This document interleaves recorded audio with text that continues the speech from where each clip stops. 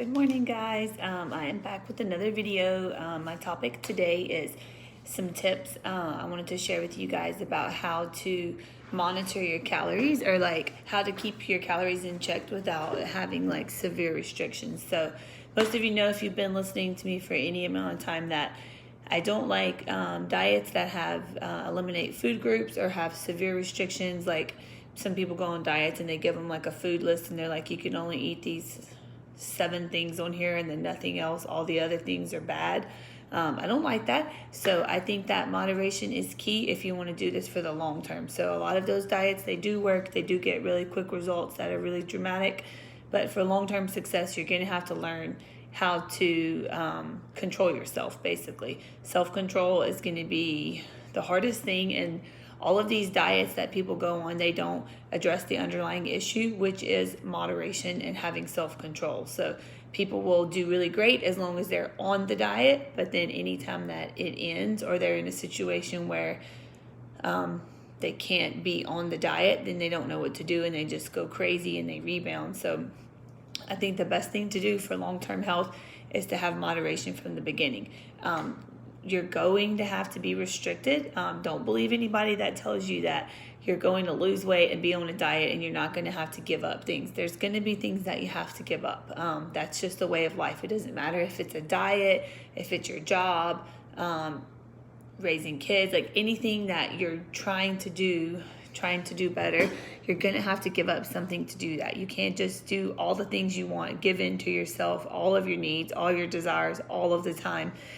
You can't live like that. So you won't get anywheres, and it's the same thing with your health and what you're eating. You're going to have some sort of a restriction. Now, it's not necessarily a restriction mindset, but it's just being mindful of what you are doing and not overdoing it on the things that don't bring you closer to your goals or to a better state of health. So some ways that you can do that, control your calories is, controlling your calories is going to be the key to losing weight, making progress, getting more fit, whatever it is. You're going to have to find a way to control your calories. So some tips, some ways that you can do that.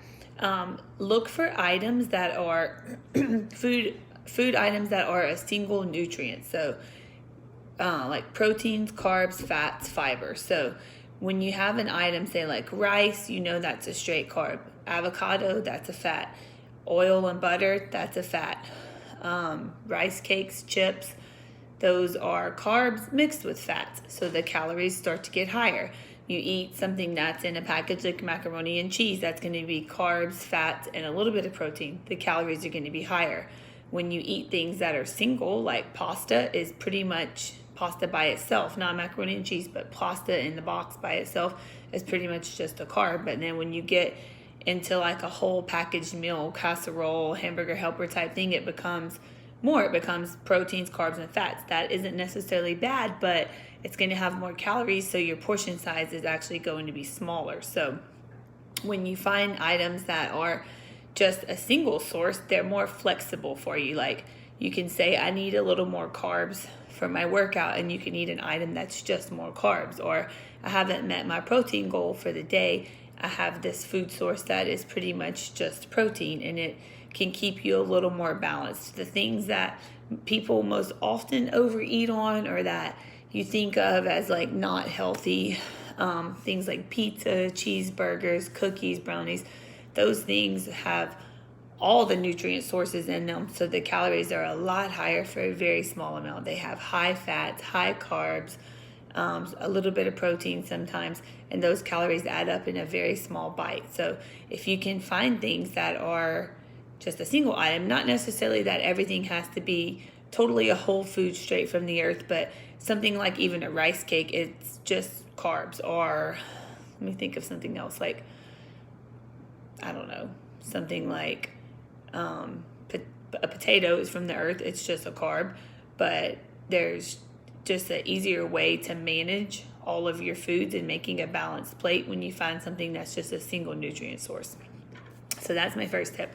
My next tip, sorry, I have a pencil. My next tip is when you do find some items at the store, do find some of them that are low fat low or no fat or low or no carbs. That way you can use them and add in the fats and carbs or proteins that you need. So like, for example, when I buy protein powder, I buy protein powder that doesn't have very many carbs or fats. That way, if I need a protein source by itself, I have that. But then if I want to add carbs to it, I can add a banana. If I want to add fats, I can add almond butter, peanut butter or something. So items, it's not that, or like yogurt, like I buy a low fat yogurt, not because I think the full fat yogurt's bad, it's just that I want to add my own fats in there. That's also a way that you can ensure that the fats that you are getting are the fats that you want, like the healthier fats. So if you have a problem with like eating meat and you think that the fats and omegas in there are not that great, you can buy leaner meats that have less fat, and then you can add in the fats that you want, like avocado oil, coconut oil, flax oil, whatever your oil of choices. So that's a tip. Another tip you can do is plan out these snack type items, or these things that are very easy to overeat, like chips, crackers, bread, cereals, those things. Plan them out. Don't just reach into the box and start eating, or walk by and start eating. Look on the back, look for the serving size, measure it out, put it in a little bowl, like say pretzels. I like to eat pretzels sometimes, but they're very easy to just eat and eat mindlessly. So look on there for the package for the serving size, measure it out, and just take the bag with you. And then you don't have to worry about overeating it. And then don't eat it in front of the TV. That's really terrible, because you can just devour a whole bag of chips before you ever feel full, just sitting there watching TV, sticking your hand in the bag. So try to measure it out, try to plan it. Another tip, if you know that you have an event coming up and you say you need to go out to eat and you're not sure if they're going to have any choices that are similar to like a whole food source, like steak and potato or proteins and vegetables, you can just not starve yourself, but eat your protein regularly throughout the day that you would normally eat, and kind of save up your carbs and fats for that meal, because most of the time when you go out to eat, the foods will be more carbs and fats and less protein. So you can do that. And most likely, if you go out to eat and you eat, even a healthier choice meal like salmon and broccoli and rice, or steak, sweet potato and salad, broccoli, something like that, it's going to be a little bit larger and you're going to be full anyway, and you're probably not going to want to eat again for a while. So it's kind of like saving up 2 meals for one.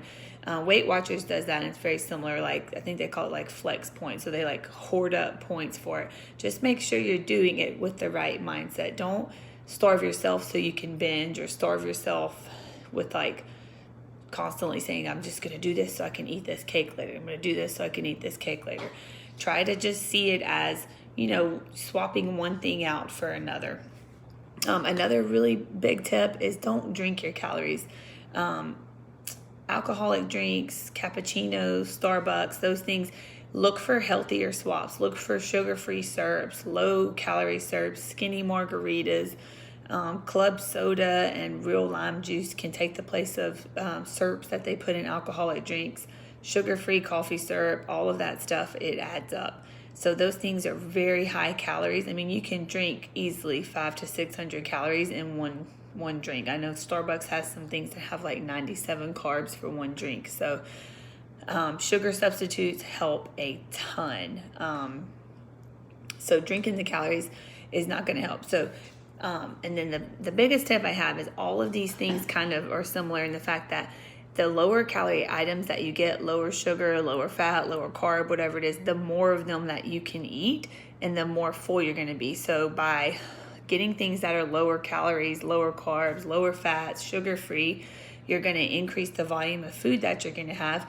And then increasing your vegetables increases the volume of your food. Vegetables are fairly low carb and low calorie. So all of these things increase the volume of your food, and it can help to keep you full. Protein is also my favorite macronutrient, and it is awesome for keeping you full. It can give you a steady energy. It's not like carbs where it kind of comes up and down, or fats either. Protein, it takes a long time to digest, and it can help to keep you full. So eat more protein. Look for these substitutes. Look for these lower calorie food items.